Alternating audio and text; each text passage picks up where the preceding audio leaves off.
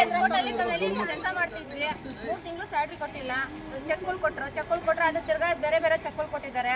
ನಾವು ಇದು labour office ಹತ್ರ ಹೋದ್ವಿ, ಅಲ್ಲೂ ನ್ಯಾಯ ಸಿಕ್ಕಿಲ್ಲ. ಮತ್ತೆ ನ್ಯೂಸ್ ಅವ್ರು ಕರ್ಸಿದ್ವಿ, ಅಲ್ಲೂ ನ್ಯಾಯ ಸಿಕ್ಕಿಲ್ಲ. ಲಾಸ್ಟಿಗೆ ಇಲ್ಲಿಲ್ಲ, ನಾವು ಕೆಲಸ ಕಾರ್ಯ ಬಿಟ್ಟು ತಿರುಗ್ಲಾಡ್ತಾ ಇದ್ವಿ. ಸಾಲದವ್ರು ತುಂಬಾ ನಮಗೆ ಟಾರ್ಚರ್ ಕೊಡ್ತಾ ಇದ್ದಾರೆ. ಹೇಳ್ತಾ ಇದ್ರೆ ಯಾರು ಕಿವಿಗೆ ಹಾಕೋತಾ ಇಲ್ಲ. ಪೊಲೀಸ್ ಸ್ಟೇಷನ್ ಹತ್ರ ಹೋಗಿದ್ವಿ, ಲೇಬರ್ ಆಫೀಸ್ ಹತ್ರ ಹೋಗಿದ್ವಿ, ನಮ್ಗೆ ನ್ಯಾಯ ಸಿಕ್ಕಿಲ್ಲ. ಇವಾಗ ಇಲ್ಲಿ ವೇಟ್ ಮಾಡ್ತಾ ಇದ್ದೀವಿ, ಯಾರು ಬಂದಿಲ್ಲ. ಇಲ್ಲೇ ಇದ್ದೀವಿ ಲೇಡೀಸ್ ಎಲ್ಲರೂ. ಇವತ್ತು 3 ಗಂಟೆ ಕೊಡ್ತೀವಿ ಅನ್ನೋರು ಇಷ್ಟೊತ್ತಾದ್ರೂ ಯಾರು ಬಂದಿಲ್ಲ. ನ್ಯಾಯ ಕೊಡಿಸಿ ಯಾರಾದ್ರೂ ಬಂದು. ನಮ್ಮ ದೊಡ್ಡಬಳ್ಳಾಪುರದಲ್ಲಿ ನ್ಯಾಯ ಕೊಡಿಸೋಂಥವ್ರು ಯಾರು ಇಲ್ವಾ? ನಾವು ತಗೊಳ್ಳೋ 2 ತಿಂಗಳು ಸಂಬಳಕ್ಕೆ ಎಲ್ಲ ಕಡೆ ಸುತ್ತಿದ್ದೀವಿ, ಯಾರು ನಮ್ಗೆ ನ್ಯಾಯ ಕೊಡಿಸ್ತಾ ಇಲ್ಲ. 3 ತಿಂಗಳಿಂದ ಬರೋದು, ಇಲ್ಲಿ ಕಾಯ್ಕೊಂಡು ತಿರ್ಗಿ ಮತ್ತೆ ಮನೆಗೆ ಹೋಗೋದು, ಮನೆಗೆ ಹೋಗಿ ಗಂಡಸರ ಹತ್ರ ಬೈಸ್ಕೊಳ್ಳೋದು, ಇಲ್ಲಾಂದ್ರೆ ಹೊಡೆಸ್ಕೊಳ್ಳೋದು. ಇದೇ ನಮ್ದು ಪರಿಸ್ಥಿತಿ ಆಗೋಗ್ಬಿಟ್ಟೈತೆ ಸರ್. ಯಾರು ಇಲ್ಲಿ ನ್ಯಾಯ ಮಾಡೋವರೇ ಇಲ್ಲ ಅಂತ ನಮಗೂ ಇವಾಗ ಅನಿಸ್ತೈತೆ. ಯಾರು ಕೇಳ್ಬೇಕಂತ ನಮಗೂ ಅರ್ಥ ಆಗ್ತಾ ಇಲ್ಲ. ಎಲ್ಲರ ಹತ್ರನೂ ಹೋಗಿ ನಾವು ಸೋತೋಗ್ಬಿಟ್ಟಿದ್ದೀವಿ.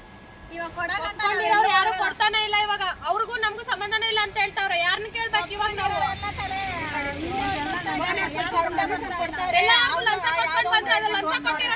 ಇವಾಗ ವರ್ಕರ್ಸ್ ಕೊಟ್ಟಿದ್ರೆ ಎಲ್ಲ ಕ್ಲಿಯರ್ ಆಗ್ತಿತ್ತು.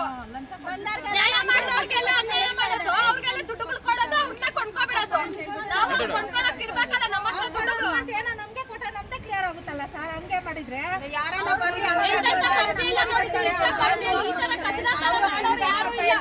ನಾಳೆ ನಾಡಿದ್ದು ಅನ್ಕೊಂಡು ಅವರು ಹೋಗ್ತಾರೆ. ಯಾರ ಹತ್ರ ಹೋಗ್ಲಿ ಅವ್ರು ಸ್ವಲ್ಪ ಕಮಿಷನ್ ಕೊಡ್ತಾರೆ ಬಾಸು. ಅವ್ರು ತಿರುಗಿ ನಮ್ಗೆ ಮುಂದಕ್ಕೆ ಬರಲ್ಲ ನಮ್ಗೆ ನ್ಯಾಯ ಕೊಡೋದಿಕ್ಕೆ. ನಾವೆಲ್ಲಿಗೆ ಹೋದ್ರೆ ಅಲ್ಲಿ ಹೋಗಿ ಅವ್ರಿಗೆ ಕೊಟ್ಬಿಡ್ತಾರೆ. ಅವ್ರು ಆ ಕಡೆನೇ ಆಗ್ಬಿಡ್ತಾರೆ. ಅವರು ನ್ಯಾಯ ಕೊಡ್ಸಂಗಿದ್ರೆ ಬಂದು ನಮ್ಗೆ ನ್ಯಾಯ ಮಾಡ್ರಿ, ಇಲ್ಲಾಂದ್ರೆ ನಾವೆಲ್ಲರೂ ಇಲ್ಲೇ ಸೂಸೈಡ್ ಮಾಡ್ಕೊಂಡು ಸತ್ತೋಗ್ಬಿಡ್ತೀವಿ ಅಷ್ಟೇ. ಎಲ್ಲರಿಗೂ ಒಂದೇ ನ್ಯಾಯನೇ ಇರಬೇಕು.